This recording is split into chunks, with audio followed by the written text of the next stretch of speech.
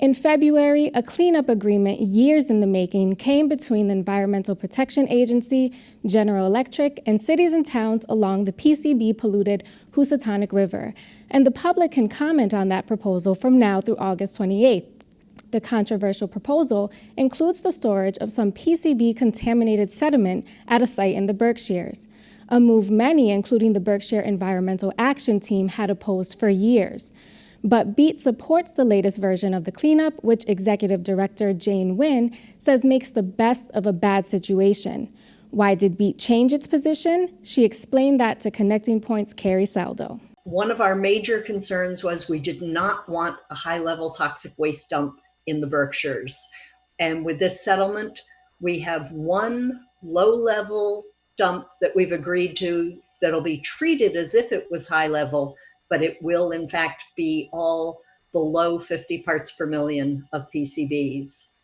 And our big fear came from the agreement that happened to Pittsfield in 2000, where they ended up with 3 toxic waste dumps, 2 high level and 1 unlined low level.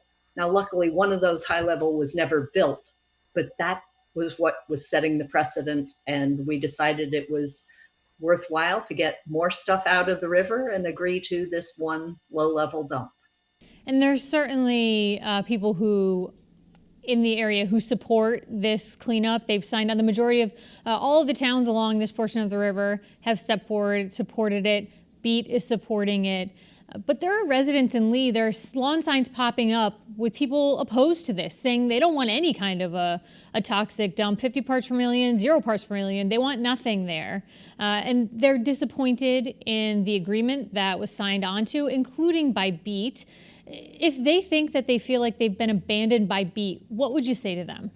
I would say that we're getting 100 acres more of an unlined, uncapped toxic waste dump out of their neighborhood by getting that much more of a cleanup in this agreement.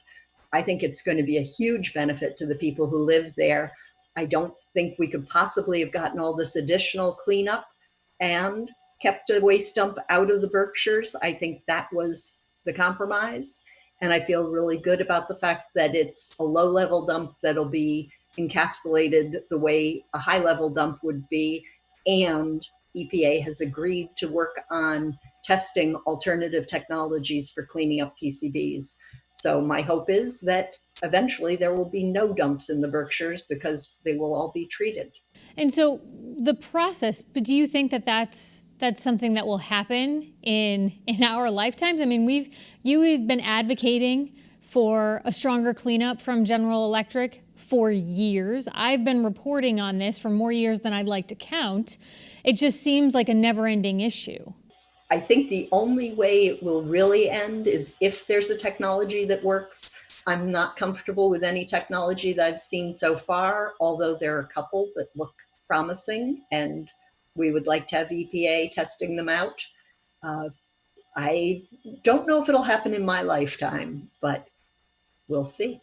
Housatonic River Initiative, another fellow environmental group where you've for years worked on many issues together. Tim Gray, who leads that organization, is among those who's an advocate of some of those alternative technologies that I think you were just referring to.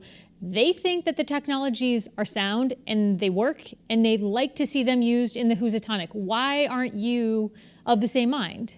Well, I would disagree with them on the science. I believe that they've mentioned thermal absorption, which when we've looked at it, we see it as creating even worse toxins than PCBs. We would not be supportive of that technology. Also, for that to work, I don't see any way that you could possibly do it without doing all the dredging that has to be done anyway. We'd rather see it encapsulated until there's a better technology. There are some technologies that use bioremediation that I think could be promising. They certainly are not to a level yet where they can prove that. But hopefully through this process, we can see if they can get to that level. Is that surprising to you that in 2020, the technology isn't there, some form of alternative technology isn't yet there as the way you read the science, and essentially the cleanup as it's proposed, and this is a gross oversimplification, I realize, but it's cover it up in the river as it exists, or capping, or dredging it out and hauling it elsewhere, or in some instances, the lower levels that you mentioned, staying right there in the Berkshires as the current proposal is. Again, it's 2020. Don't you think we would have better options than dig or cover up? I would have hoped so, but you can't decide that, oh, here's a cancer that we would like to cure, it'll be cured. You have to do the research and work on it and hopefully come up with the cure. And I think this is the same issue.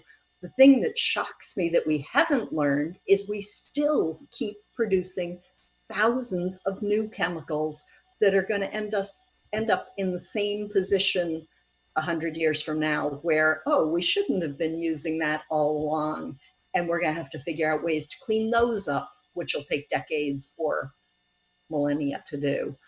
It's a poor system that we're living under. We should be following the precautionary principle and not creating all these new toxins. It's as if you almost read my mind there, Jane, because I was about to ask you, as you followed this, I mean, General Electric, last put PCBs, polychlorinated biphenyls, into the Housatonic River in the late 70s. And here we are in 2020, still talking about how to get them out of the river, how to clean up that water. As you look at this as an environmentalist, what are the cautionary tales that you're seeing? You just alluded to some that companies and people should be heeding. We shouldn't be, first place, creating lots of these chemicals that later we realize are toxic.